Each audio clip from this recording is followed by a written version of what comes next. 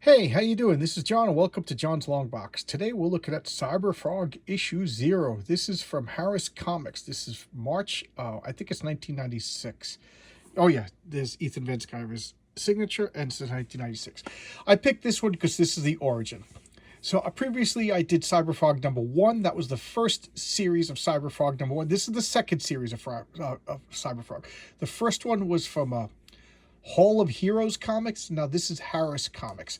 Now I bought these on an eBay auction, and I got 0 to whatever it is, 4, and then of course I read 0 first because that's the lowest number. But 0 came out later, so it was a little bit out of order, and I hate when I do that. So I'm all mad. I finally get all the Cyberfrogs in order, and then I read them out of order. But what do you want me to do? I'm a crazy person. So just look at this. This is a one-man show. Ethan Van Sciver is writing, drawing. I think he inks. I don't think he letters. I don't think he colors. But we'll check that out when we get inside. So here we go. Beautiful cover. I'm not joking when I say I think Ethan Van Sciver is one of the greatest living comic book artists right now. And keep in mind, this is not from 1996. Jeez, 20, almost 30 years ago. Jeez. Okay, so look at that. We got Cyberfrog. Publisher, managing editor, cover artist, Ethan Van Sciver. I didn't get the Art Adams. Cover colors, Ruben Rude. Good coloring. Published Paris. Okay, what year is it? 1997. Okay, so it was drawn in 96 and then came out in 97. So here we got, this is a story already in progress, which confused me because I just assumed 0 was first. But what do I know? Numbers are hard for me. So this is Heather Swain. So Cyberfrog meets Heather Swain and then becomes friends with her. And at this point, I was like, oh man, is this like Image Comics where everything's disjointed, doesn't make sense? But when you read the comic books out of order and then you figure it out and then read them in order, it makes perfectly good sense. Good, Ethan crafted a well-written story that makes good logical sense. And I love the lettering. Just so I guess letter is Robin Spear. So I guess she did this lettering. Okay, I don't know if Ethan drew this and she just did the letters or what, but I don't know. That's something I would ask if I ever had a conversation with Ethan Van Sciver. But I just love his details. I've said this before in my other video that Ethan Van Sciver is a controversial person. I like the guy. I like his arrogance. He's arrogant. I think he'll be the first person to admit that. But when you got talent like this, I'm sure Neil Adams was a little arrogant too. Let's just look at this now. Look at this 2-page spread. Just amazing. So much detail. And the background. It's got trees every once in a while, but you don't need a lot of background. It's the dark. It's in the Pine Barrens. There's a lot of trees. This works. But you're not going to argue with all of this little detail in the foreground, the little, what's that called, stitching? Just so good. Just so good. Now, I like how Cyberfrog is just a little bit shorter than Heather Swain. What is he, like 5'6"? She's tall. So this is the origin. So in the main story, she was captured by a Deathfly. Just a gross villain that was just turning into a fly and eating people. And he went to school with her, and he was the outcast guy, and he wanted the hot chick, and he was gonna whatever, either eat her or force her to submit. Whatever works out. And Cyberfrog rescued her, and then Cyberfrog. Again, this is the origin, you'll see, but he was kind of like a curmudgeon for a while. Like, he would almost fit in what I would call the Pinocchio. He wants to be a real boy. So he started out with good intentions, and because of his appearance, like Frankenstein's monster, he was rejected by people. And I think it was 10 years in real time, he became bitter and aloof, and like he still has this instincts to do the right thing, but when you look like that, people call you a monster. It wears on your soul after a while. Now he befriends Heather, and it starts to turn him into a better person. So there you go. I do kind of like that. And make no mistake, she was kind of freaked out by him at first. I mean, can you help it? She's only human. And she's seen a death fly coming out trying to kill her. Then monsters, they travel to like a pseudo hell. Cyberfrog saves them all. So she's been through a lot, and she realizes that there's good within this hideous appearance, which is a nice thing. And what is this thing? This is I don't know how to exactly pronounce it, but I think it's pronounced Chelsin or Kelsin. This is a robot. And it's a robot, it's a ship, and it's his mother all in one. It's an artificial, like, birther. So and so I am your mother. And now it's going to tell us. So of course he's being flippant. Remember, at this point, Cyberfrog, he's friendly with Heather, but you know he's been around 10 years on his own with an instinct to do good, but people are rejecting him based upon the way he looks. So he's. I said this in one of the other videos. I forget exactly which one, but he's very sensitive. And what happens with sensitive people? Sensitive people tend to attack first to protect themselves, kind of like a porcupine. So he's not going to let Heather get to him. He's not going to let Chelsea get to him because it hurts too much. And he's been hurt. The human rejection hurts him, so he acts like it doesn't hurt. Does that make sense? I think it does. Some of the most sensitive people I know are the biggest jerks because of that. Their first protection instinct is to attack. And that's what Cyber. So now he's letting Heather come in, and this is like a vulnerable position for him. Do they become friends? Does he let her in, and then chase her away, and then it hurts that much more? That's why he's a hero. And here we have the cast of bad guys. This is Shockroach, which is a kind of cool name. Tramadeus. I hate the name, but it's awesome at the same time. This is Device. That's kind of like a goofy image name. And what is her name? Dystopia. That's my favorite out of all the bad guys. Dystopia. And what is her powers? She could like recite bad poetry and cause you to like become like depressed and suicidal. I think I dated her. And now they're going to come and fight Cyberfrog. So he's... Look at this artwork. Say what you want about Ethan Van Sciver, but you cannot deny the man's talent. Maybe a lame villain, but that is awesome drawing. Look at that. Look at that. Just smash it. You feel bad for the little frog. This guy Device is just getting battered, and then Tramadeus.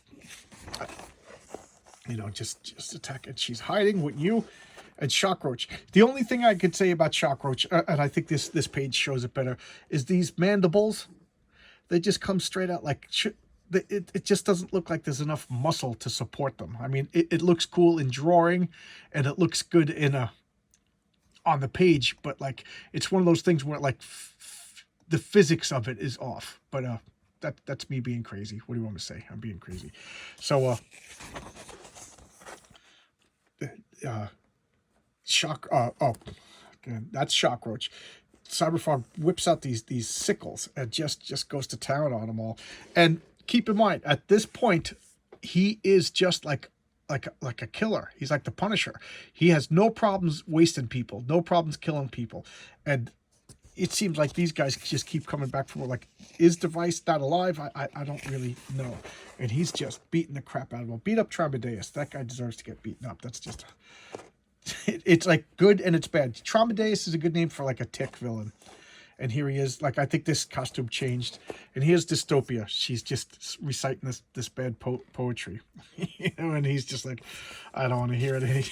And he just beats her real easy. Birds and ice cream. And he's just like, I'm not hearing anything. I think he just walks away from her.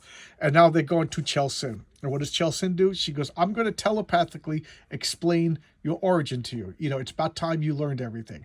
And so they put these like probes into their brain, and she just like downloads information. And they're traveling. They call it astrally, but whatever, that term doesn't really mean anything. So they're like psionically projecting themselves into his homeworld. And this is like the species that, believe it or not, these are like the race that created Cyberfrog. So this is literally what one of his parents looks like. And they're explaining that one guy, they're so advanced, they want to help out other races, other species. They're not bad, even though they look kind of like monstrous.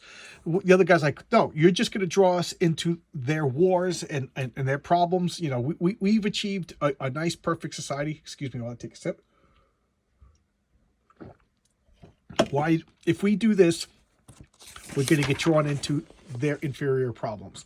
So he gets voted out against it. So what does he do? He sends this Kelsin. It's I forget what he calls it, but it's like a mother ship. It takes cells from them, and their species is weird.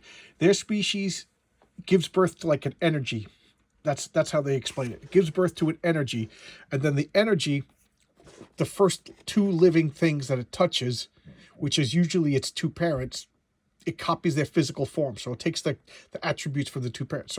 So let's just say this, I don't know if this is male or female in this bizarre species. They give birth to like this glowing energy, and then the mother and the father both touch the energy thing, and boom, it turns into this matter being that resembles them. So keep that in mind when Cyberfrog is born. They send out that other creature called Hunger, which was like a mutant. It touched some monstrous beings, and so even though it's of that race, it took the attributes of like this monstrous being. So there's the female, there's the male. This is like the Matrix gestational Cyberfrog, whatever you want to call him. He's like, that's me, and they send him to Earth. And what does he do? He's supposed to touch humans so that he could live on Earth. But unfortunately, the first two beings he touched was Chelsin. See, it landed on Chelsin, and it landed on a frog. So it's half robot ship, half cyber being, and half frog. And there you go, the birth of Cyberfrog. Now, I got two things to come. First off, that's a great drawing. That is such like a little kid thing. I think Ethan Van Sciver made up Cyberfrog when he was a child, and you know what? It's got the wonderful playfulness, whimsical creation of like only something a child could create. So I kind of like it. I made up a lot of childish, in the best sense of the word, superheroes when I was a kid. I just don't have any talent to bring them out. So good for him. He's doing what he wants to do, and now they're getting disconnected. We got the origin of Cyberfrog, and stay tuned for the next Cyberfrog miniseries. So again, I didn't realize this. I read this one first, so it kind of, how are they friends? They didn't even meet yet, and it kind of threw me off. So I read 1 to 4, and then I reread 0, and it made perfect sense. That was my own fault. That's not Ethan's fault. So there you go. This is Cyberfrog 0. I thought this was really good. I don't know why I'm on a Cyberfrog kick. I found the first appearance of Cyberfrog, and one guy on eBay was like charging thousands for it, and I was like, oh well, I guess I'm never gonna get it. Then I went and I found it on another website for like $12. So it's probably all beat up. I didn't get it yet. So there you go. That'll complete my Cyberfrog collection. I think it's you could get it now on Ethan Van Sciver's website. I think it's an Indiegogo. It's in demand. The second issue is being fulfilled right now, and people seem to hate this guy. They like to straw man. They like to attack things that they think he said, or put words in his mouth and attack him. You know what?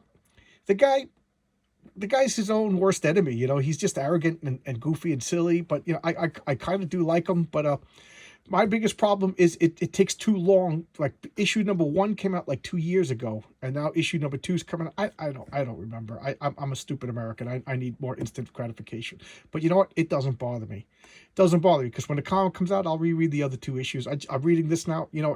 So and if you're one of these people that hate Comicsgate or whatever, then don't participate. It's the easiest thing in the world to avoid. Just avoid it, and you don't have to deal with it. But there you go. People like drama.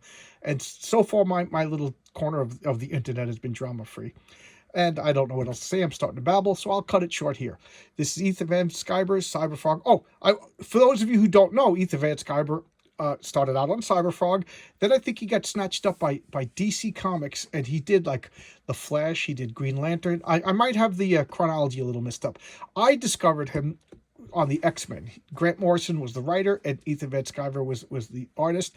And the X-Men was called the New X-Men, and it was like they introduced a lot of new characters, like the Cuckoo Sisters and Dust, and Beak, and a bunch of characters like that.